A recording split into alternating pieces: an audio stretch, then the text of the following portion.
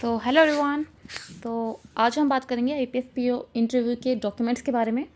ठीक है, क्या क्या डॉक्यूमेंट्स आपको कैरी करने हैं, क्या क्या ले जाने हैं आपको डॉक्यूमेंट्स, और साथ में अगर किसी डॉक्यूमेंट में कुछ प्रॉब्लम होती है या फिर एट दैट टाइम जब आपका इंटरव्यू होता है अनअवेलेबल होता है आपके पास, ठीक है, या गलती से आपका छूट जाता है, ठीक है, तो वहाँ पे क्या आपको करना है और किस तरीके से वो चीज़ सिचुएशन टैकल करनी है ताकि आप डिस्क्वालीफाई ना हो पाए। ठीक है, और बाकी जो भी मतलब प्रॉब्लम्स आती हैं इंटरव्यू के टाइम में, ठीक है, डॉक्यूमेंट्स के रिगार्डिंग, ओनली डॉक्यूमेंट्स के रिगार्डिंग आज हम बात करेंगे।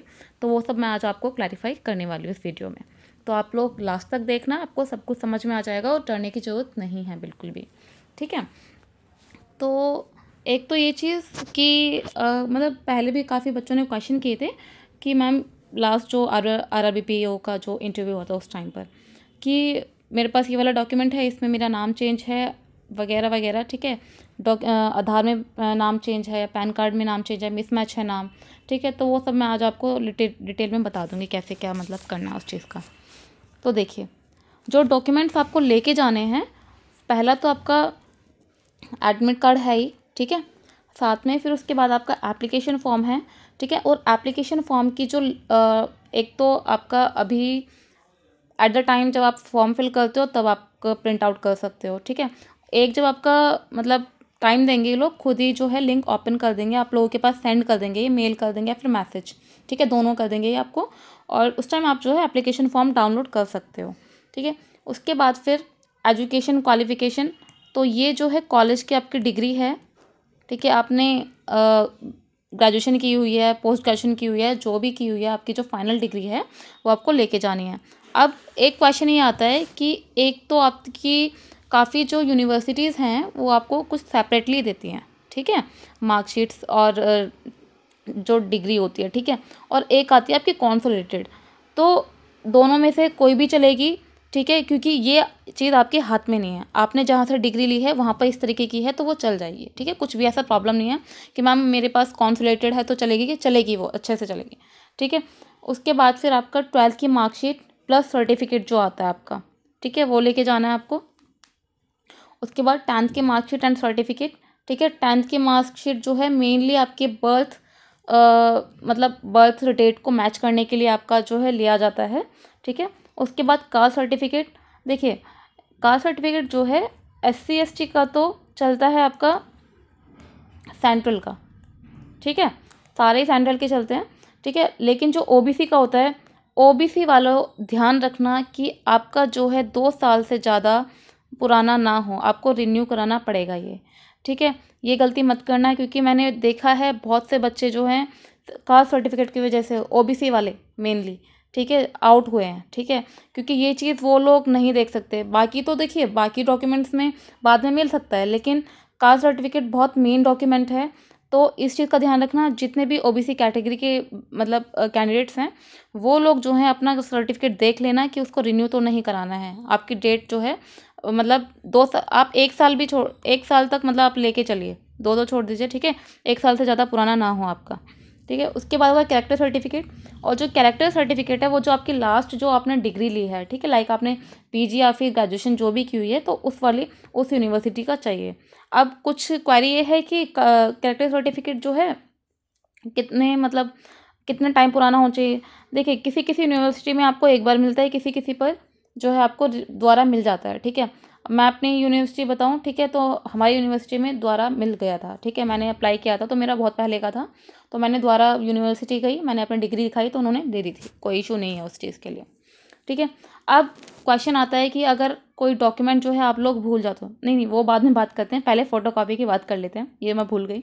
तो फ़ोटोकॉपी आपको जो है 2 लेके जाइए, ठीक है, फॉर सेफ पर्पज़।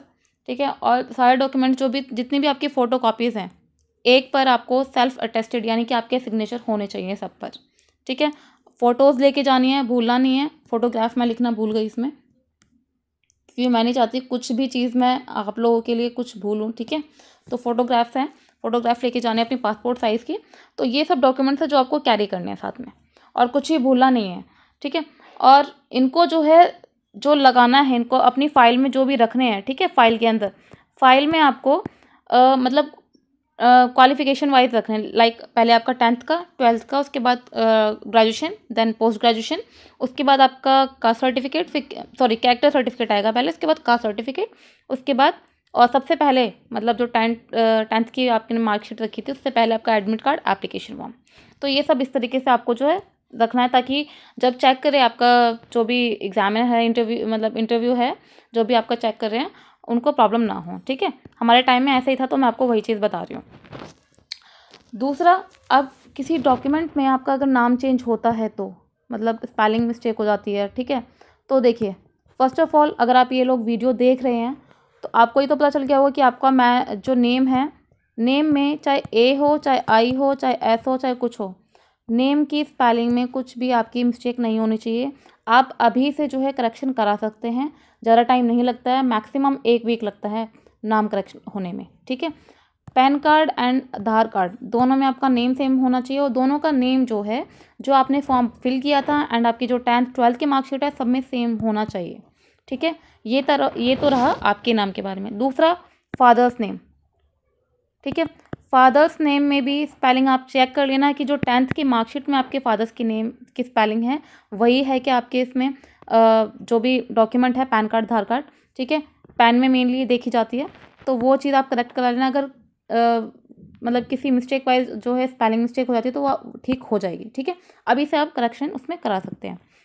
दूसरा, अगर नहीं करा पाते, इन केस नहीं करा पाते आप, तो आप जो है एक एफिडेविट बना सकते हैं, बनवा के लेके जा सकते हैं। ठीक है, कोई इशू नहीं है। आप वो डॉक्यूमेंट बाद में जब आपका मतलब सिलेक्शन हो जाता है उसके बाद आप दे सकते हैं दोबारा।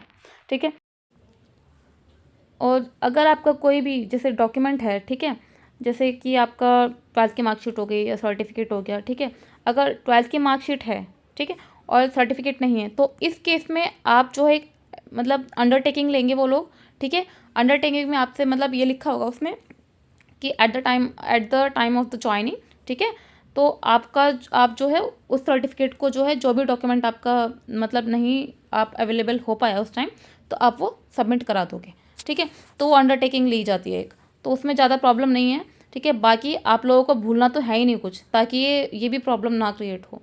ठीक है, रिलैक्स होके जाना है, और जिस दिन भी आपका इंटरव्यू हो उससे पहले सारे डॉक्यूमेंट्स अच्छे से पहले ही सेट करके रख लेना कि ये डॉक्यूमेंट है। ठीक है, रीचेक कर लेना, और बाकी अंडरटेकिंग का नाम ना ही आए, डॉक्यूमेंट आपको प्रॉपर तरीके से लेके जाने हैं। ठीक है, बाकी यही था आज के वीडियो में। बाकी कुछ भी आपको क्वेरी हो तो आप मुझसे पूछ सकते हैं, और मेरा एक टेलीग्राम चैनल है तो आप वहाँ पर भी ज्वाइन कर सकते हैं। तो आज के लिए इतना ही, थैंक यू।